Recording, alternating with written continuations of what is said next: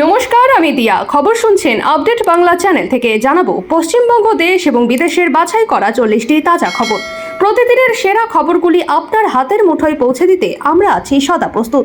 শুরুতেই জানাবো সংবাদ শিরোনাম। হাইকোর্টের নির্দেশের পরও কলকাতা পুর নিগমে বিরাট জটিলতা। ফিরহাদ পদত্যাগ করলে কি হবে?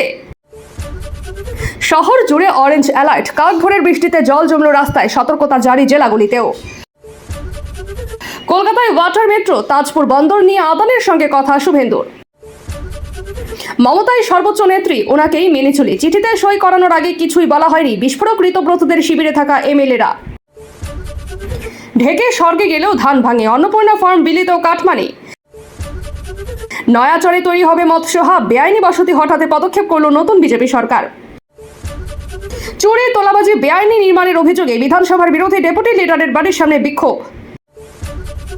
গ্রেফতার স্বরূপ বিশ্বাস। খবর পেয়ে ডিম নিয়ে থানায় বাইরে হাজির স্থানীয়রা। সন্দীপনের বাড়িতে বিদ্রোহী তৃণমূল বিধায়কেরা। আন্নামালাইয়ের মন কি বাত। আবহাওয়া আর কি নজরে? পশ্চিমবঙ্গ দিবসে তারকেশ্বরে জনসভা। পরের দিন কলকাতায় যোগাভ্যাস। দুদিনের সফরে রাজ্যে আসছেন প্রধানমন্ত্রী মোদী। কলেজ স্ট্রিটে হকার উচ্ছেদ নিয়েও কোনো সিদ্ধান্ত হয়নি। গুজবে কান না দেওয়ার আবেদন পুর কমিশনার পুলিশেরও। উচ্চতর মেধাকে নিম্ন পদে নয়, উচ্চশিক্ষা গোপন করা নিয়ে ক্ষুব্ধ সুপ্রিম কোর্ট। আমার কাছে এলে রেজিনগর থেকে বিধানসভায় পাঠাতে পারি, মমতাকে অফার হুমায়ুনের। শান্তি ও উন্নয়ন, বুদ্ধ পিস অ্যাওয়ার্ডের মঞ্চে বার্তা মন্ত্রী দিলীপ ঘোষের। রাহুলের গদ্দারিতে ক্ষুব্ধ স্ট্যালিন। ইন্ডিয়া জোটের বৈঠক বয়কটের সিদ্ধান্ত ডিএমকের। দল থেকে আমাকে বোঝানো হয়েছিল, মমতাকে বড় নেত্রী বলেও রাখলেন ধোঁয়াশা। শুভেন্দুতেও মুগ্ধ জুন। অন্নপূর্ণা যোজনার টাকা কবে ঢুকবে অ্যাকাউন্টে, সময়সীমা জানিয়ে দিলেন মন্ত্রী অগ্নিমিত্রা পাল।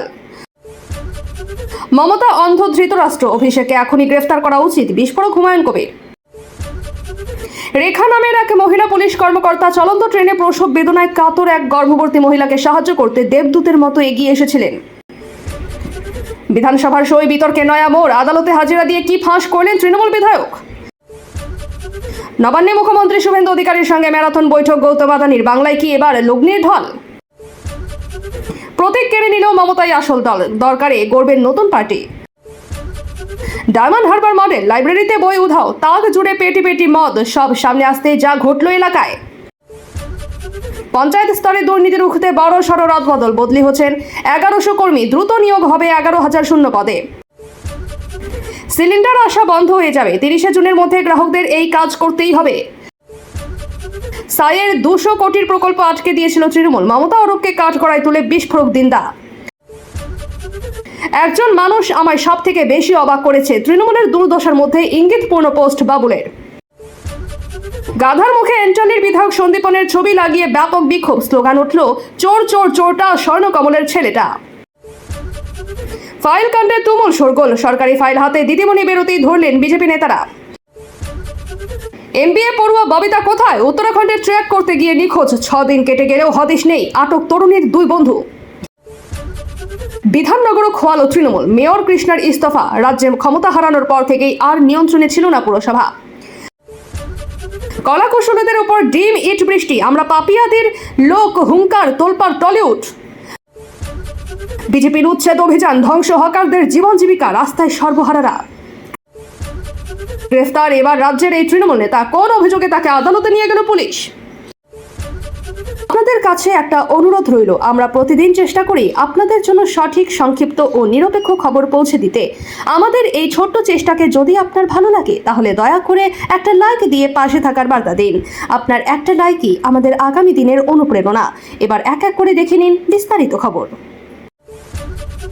মমতার বিতর্কিত মন্তব্যের বিরুদ্ধে এবার পুলিশের দ্বারস্থ হলো একটি হিন্দুত্ববাদী সংগঠন। বৃহস্পতিবার অখিল ভারত হিন্দু মহাসভা নামের ওই সংগঠনের তরফে রাজ্যের প্রাক্তন মুখ্যমন্ত্রীর বিরুদ্ধে লালবাজারের সাইবার ক্রাইম থানায় অভিযোগ জানানো হয়েছে। মমতা বন্দ্যোপাধ্যায়ের বিতর্কিত মন্তব্যের বিরুদ্ধে এবার পুলিশের দ্বারস্থ হলো একটি হিন্দুত্ববাদী সংগঠন। বৃহস্পতিবার অখিল ভারত হিন্দু মহাসভা নামের ওই সংগঠনের তরফে রাজ্যের প্রাক্তন মুখ্যমন্ত্রীর বিরুদ্ধে লালবাজারের সাইবার ক্রাইম বিভাগে অভিযোগ জানানো হয়েছে। তৃণমূল নেত্রীর বিরুদ্ধে আইন মেনে দৃষ্টান্তমূলক পদক্ষেপ করার আর্জিও জানিয়েছে সংগঠনটি। প্রসঙ্গত, এর আগে এই ঘটনায় রিঙ্কু চট্টোপাধ্যায় সিংহ নামে এক আইনজীবী শিলিগুড়ির সাইবার ক্রাইম থানায় মমতার বিরুদ্ধে লিখিত অভিযোগ দায়ের করেছিলেন। সংগঠনটির রাজ্য সভাপতি চন্দ্রচূড় গোস্বামী গোস্বামী লালবাজার সাইবার ক্রাইম শাখার ভারপ্রাপ্ত পুলিশ আধিকারিককে লেখা চিঠিতে দাবি করেছেন, গত মঙ্গলবার জুন ধর্মতলার ওয়াই চ্যানেল থেকে মমতা যে মন্তব্য করেছিলেন তার জন্য বিশ্বে ভারতের ভাবমূর্তি নষ্ট হয়েছে।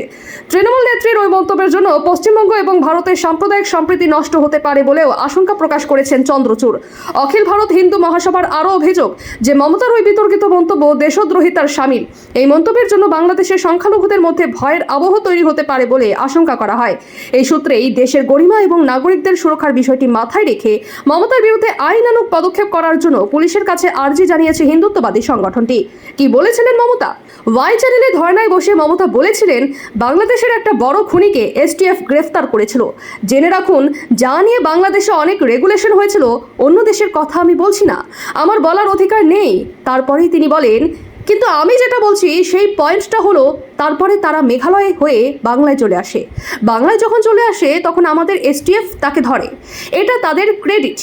তারপরে হোম মিনিস্টার নিজে আমাকে ফোন করে বলেছেন, এতদিন তো বলিনি, মুখ খুলিনি, এখন অত্যাচারের শেষ সীমায় গিয়েছে বলে আমি নাম বলছি না, ভদ্রতা করে। বাংলাদেশের লোক উত্তাল হয়ে যাবে, আমি সেটা চাই না। আমি দেশকে ভালোবাসি।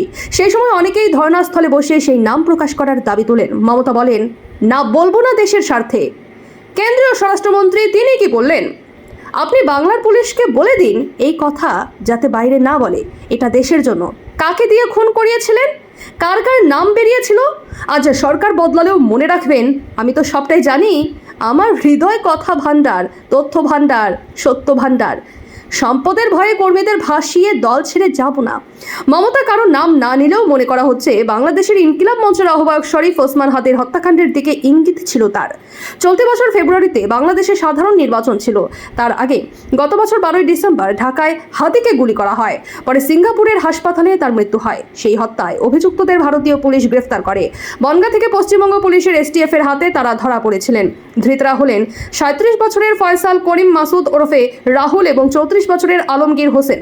ফয়সাল পটুয়াখালী এবং আলমগীর ঢাকার বাসিন্দা। গত 7ই মার্চ গভীর রাতে বনগাঁর সীমান্ত এলাকা থেকে তাদের গ্রেফতার করা হয়েছিল। অভিযোগ, বনগাঁ হয়ে তারা বাংলাদেশে প্রবেশের চেষ্টায় ছিলেন। এরপরেই বাংলাদেশে কেউ কেউ এই নিয়ে সরব হন। তবে সে দেশের তারেক রহমানের সরকার বা বিরোধী দলের তরফে এই নিয়ে কোনো মন্তব্য করা হয়নি। এর আগে মমতার বিরুদ্ধে থানার দ্বারস্থ হয়েছেন শিলিগুড়ির বিজেপি কর্মী তথা পেশায় আইনজীবী রিঙ্কু। 2025 সালে কলকাতায় রেড রোডে ঈদের অনুষ্ঠানে অংশগ্রহণ করেছিলেন তৎকালীন মুখ্যমন্ত্রী মমতা। রিঙ্কির অভিযোগ, সেই মঞ্চ থেকে হিন্দুত্ব এবং হিন্দুদের কটাক্ষ করেছিলেন তিনি। রাজ্যে পালাবদলের পরে ওই ঘটনা নিয়ে শিলিগুড়ি সাইবার থানায় রাজ্যের প্রাক্তন মুখ্যমন্ত্রী মমতার বিরুদ্ধে অভিযোগ দায়ের করেছিলেন রিঙ্কি। সেই ঘটনার কয়েকদিনের মধ্যেই আবার সাইবার থানায় মমতার বিরুদ্ধে অভিযোগ করলেন তিনি। বিধানসভা ভোটের কিছুদিন আগে ওই বোমা বিস্ফোরণের ঘটনায় একজনের মৃত্যু হয়েছিল এবং বেশ কয়েকজন আহত হয়েছিলেন। দক্ষিণ 24 পরগনার ক্যানিংয়ের জীবনতলা এলাকায় শওকতের বাড়িতে যান এনআইএর আধিকারিকেরা। শওকত সেই সময় বাড়িতে না থাকার ফলে তার পুত্র ইমরান মোল্লাকে জিজ্ঞাসাবাদ শুরু করেন তদন্তকারীরা। প্রাক্তন বিধায়কের স্ত্রী এবং কন্যাও সেখানে উপস্থিত ছিলেন। তাদেরকে সামনে রেখে তল্লাশি অভিযান চালায় তদন্তকারী সংস্থা। এনআইএ সূত্রে খবর, ভাঙড়ের দক্ষিণ বামুনিয়া এলাকায় বোমা বিস্ফোরণ কাণ্ডের তদন্তের সূত্রেই এই তল্লাশি অভিযান। বিধানসভা ভোটের কিছুদিন আগেই ওই বোমা বিস্ফোরণের ঘটনায় একজনের মৃত্যু হয়েছিল এবং বেশ কয়েকজন আহত হয়েছিলেন। নওশাদ সিদ্দিকীর দল আইএসএফ এর তরফে এই ঘটনায় এনআইএ তদন্তের দাবি করা হয়েছিল। পরবর্তী সময়ে এই তদন্তের দায়িত্বভার নেয় এনআইএ। শওকত মোল্লার বাড়ি সহ আরও 8টি জায়গায় তল্লাশি চালায় তারা। ঘটনায় সাইনুর মোল্লা নামে একজনকে গ্রেফতারও করেন তারা। সারাদিন ধরে তল্লাশি চালানোর পর শওকত মোল্লাকে ফেরার বলে ঘোষণা করে এনআইএ। 20 জুন প্রধানমন্ত্রী সভা করবেন হুগলি জেলার তারকেশ্বরে। ওই তারিখেই যে এবার থেকে পশ্চিমবঙ্গ দিবস হিসেবে সরকার পালন করবে সে কথা আগেই জানিয়েছিলেন মুখ্যমন্ত্রী শুভেন্দু অধিকারী। পশ্চিমবঙ্গের প্রথম বিজেপি সরকারের শপথে তিনি এসেছিলেন। তার 1.5 মাসের মধ্যে আবার আসছেন। এবার 2 দিনের সফরে। প্রথম দিন পশ্চিমবঙ্গ দিবস পালন, দ্বিতীয় দিন আন্তর্জাতিক যোগ দিবস পালন। 20 জুন প্রধানমন্ত্রী নরেন্দ্র মোদী সভা করবেন হুগলি জেলার তারকেশ্বরে। ওই তারিখেই যে এবার থেকে পশ্চিমবঙ্গ দিবস হিসেবে সরকার পালন করবে সে কথা আগেই জানিয়েছিলেন মুখ্যমন্ত্রী শুভেন্দু অধিকারী। কারণ 1947 সালের 20 জুন তারিখেই তৎকালীন প্রাদেশিক আইনসভায় বঙ্গের বিভাজন এবং তার পশ্চিমাংশের ভারত ভুক্তির প্রস্তাবের উপর ভোটাভুটি হয়েছিল, প্রস্তাব পাশও হয়েছিল। তাই ওই তারিখেই পশ্চিমবঙ্গ দিবস হিসেবে মর্যাদা দেওয়া উচিত বলেই বিজেপির অনেক দিনের দাবি নেওয়া ছিল। কিন্তু তৃণমূল সরকার সে দাবি মানেনি। পয়লা বৈশাখকে মমতা বন্দ্যোপাধ্যায় পশ্চিমবঙ্গ দিবস ঘোষণা করে দিয়েছিলেন। রাজ্যে পালাবদল হতেই সেই সিদ্ধান্ত বদলে দিয়েছেন নতুন মুখ্যমন্ত্রী। 20 জুন তারিখেই পশ্চিমবঙ্গ দিবস হিসেবে ঘোষণা করেছে শুভেন্দু সরকার। সেই তারিখেই পশ্চিমবঙ্গ সভা করতে আসছেন প্রধানমন্ত্রী। পশ্চিমবঙ্গ দিবসের কর্মসূচির আয়োজন তারকেশ্বরে করার ঐতিহাসিক কারণও রয়েছে বলে বিজেপির তরফে জানানো হয়েছে। স্থানীয় বিধায়ক সন্তু পান বলেছেন, 1947 সালের 5ই এপ্রিল এই তারকেশ্বরেই শ্যামাপ্রসাদ মুখোপাধ্যায় প্রথমবার পশ্চিমবঙ্গ প্রতিষ্ঠার ডাক দেন। রাজবাড়ী মাঠে জনসভা করে তিনি বাঙালি হিন্দুর নিজস্ব ভূমি হিসেবে পৃথক পশ্চিমবঙ্গ গঠন এবং তার ভারতে অন্তর্ভুক্তির দাবি তুলেছিলেন। তাই পশ্চিমবঙ্গ দিবস পালন করতে প্রধানমন্ত্রী তারকেশ্বরেই আসছেন। সন্তুর কথায় এটি একটি বৃত্ত সম্পূর্ণ হওয়ার মতো ঘটনা। পশ্চিমবঙ্গ গঠন এবং তার ভারত ভক্তির স্বপ্ন সাধারণ জনতার মধ্যে শ্যামাপ্রসাদ মুখোপাধ্যায় প্রথমবার চালিয়ে দিয়েছিলেন যে এই তারকেশ্বরে দাঁড়িয়েই সে স্বপ্ন সফল হয়েছিল। কিন্তু পশ্চিমবঙ্গে এতদিন শ্যামাপ্রসাদ অনুসারী সরকার গঠিত হয়নি। এই প্রথমবার এই রাজ্যে শ্যামাপ্রসাদের মতানুসারী সরকার হলো। তার 1.5 মাসের মধ্যে দেশের প্রধানমন্ত্রী তারকেশ্বরের মাটিতে আসছেন পশ্চিমবঙ্গ দিবস পালন করতে। এটা আমাদের কাছে সৌভাগ্যের বিষয়।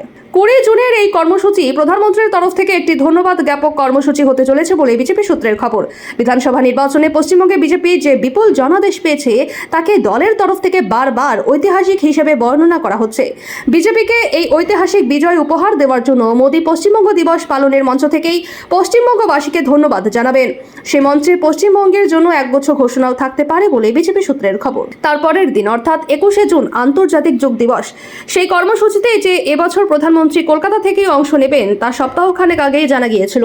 তাই 20 তারিখ তারকেশ্বরের কর্মসূচি সেরে রাতে তিনি কলকাতায় লোকভবনে থাকতে পারেন। প্রাথমিকভাবে স্থির করা হয়েছে যে নেতাজি ইন্ডোর স্টেডিয়ামে যোগ দিবসের কর্মসূচি আয়োজিত হবে। তবে স্থান সংকুলানের কথা মাথায় রেখে বিকল্প জায়গার কথাও ভাবা হচ্ছে বলে বিজেপি সূত্রের খবর। মোদী জমানায় ভারতের সবচেয়ে বড় সাফল্য বিশ্বজুড়ে সম্মান বৃদ্ধি। অন্তত বিজেপির সমর্থকদের এমনটাই দাবি। সেই দাবি অনেকাংশে যে সত্যি তার প্রমাণও রয়েছে।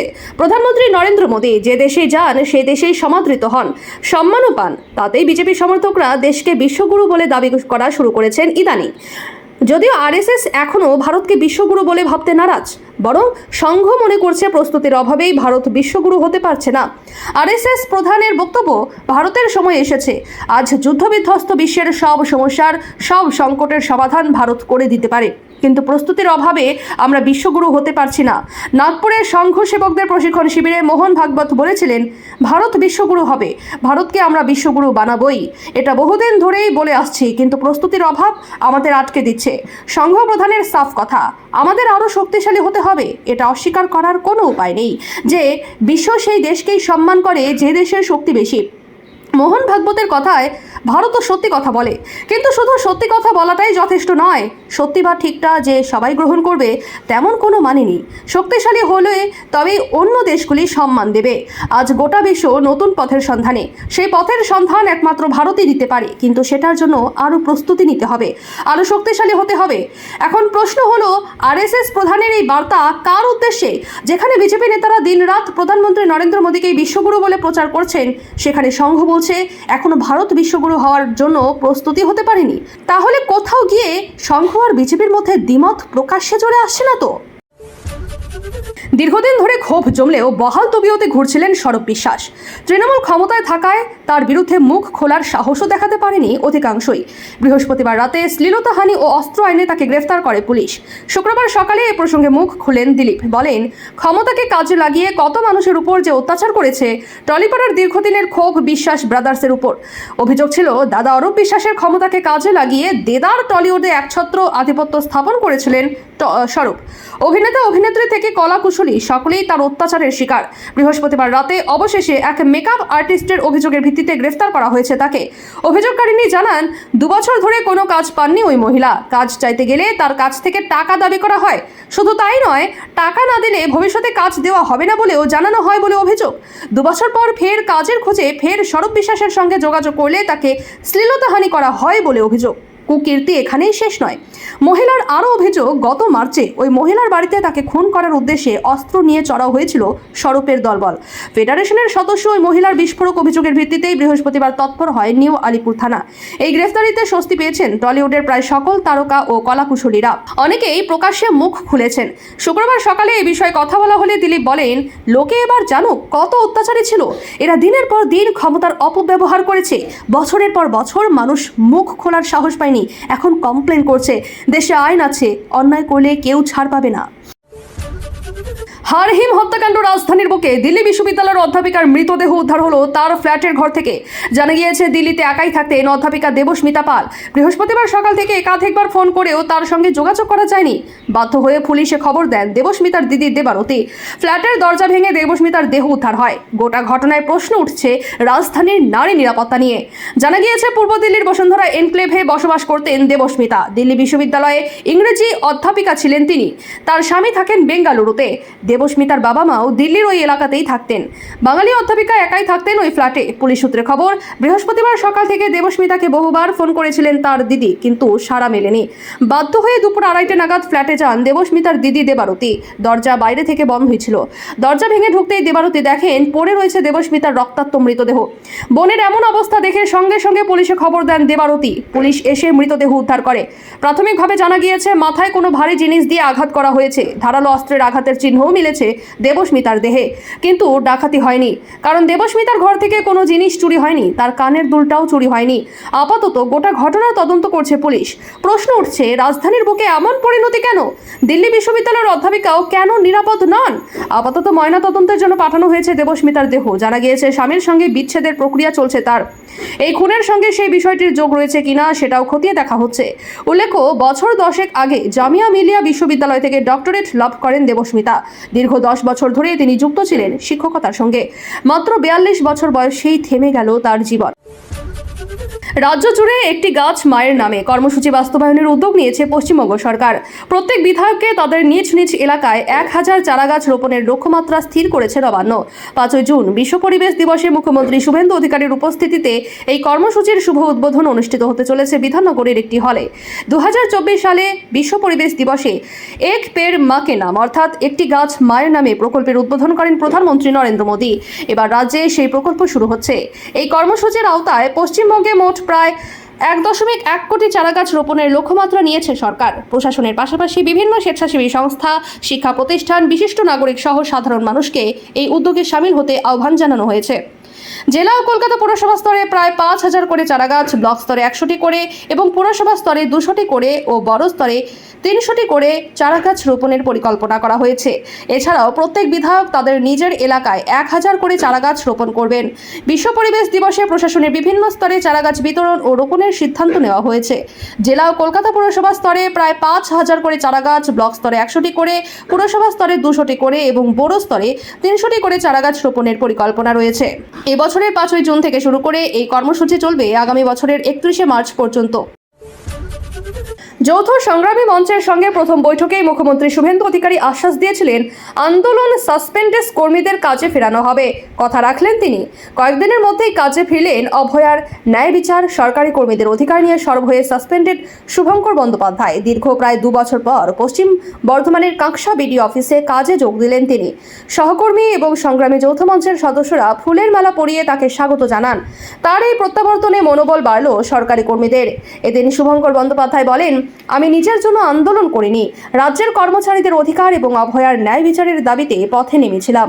তার জন্য অনেক অত্যাচার, অপমান এবং প্রতিকূলতার মুখোমুখি হতে হয়েছে, কিন্তু অন্যায়ের সামনে মাথা নত করিনি। আজ কাজে ফিরতে পেরে ভালো লাগছে। অন্যদিকে শুভঙ্করের স্ত্রী চৈতি বন্দ্যোপাধ্যায় বলেন, এই লড়াই খুব সহজ ছিল না। পরিবার হিসেবে আমাদেরও অনেক কষ্ট সহ্য করতে হয়েছে, কিন্তু আমার বিশ্বাস ছিল সত্যের জয় হবে। আজ সেই বিশ্বাসই সত্যি হলো। যদিও চাকরিতে ফেরার আনন্দের মধ্যেও আন্দোলনের প্রসঙ্গ তুলে শুভঙ্কর স্পষ্ট করে দিয়েছেন, তার লড়াই থামবে না। তার কথায়, অন্যায়ের বিরুদ্ধে আমরা প্রতিবাদ করেছিলাম বলে আমাদেরকে গ্রেফতার করা হয়েছিল। নেতা যতটা দুর্নীতিগ্রস্ত, তার থেকেও দুর্নীতিগ্রস্ত সরকারি আধিকারিকরা। কিন্তু অন্যায় হলে আমরা লড়াই করেছি, লড়াই করব, কারণ আমরা কোনো রাজনৈতিক দলের কেউ নই। আমরা সরকারি কর্মচারী। কারণ সরকারি কর্মচারীদের সঙ্গে লড়াই করে কোনো সরকার টিকে থাকতে পারে না। এটাই তার জলজ্যান্ত উদাহরণ। এই ছিল আজকের সবচেয়ে গুরুত্বপূর্ণ খবর ভালো লাগলে ভিডিওটি শেয়ার করুন এবং চ্যানেলটি সাবস্ক্রাইব করতে ভুলবেন না। আমি দিয়া আবারও ফিরে আসবো আগামী পর্বে নতুন আপডেট নিয়ে। ধন্যবাদ, সুস্থ থাকুন, সাবধানে থাকুন।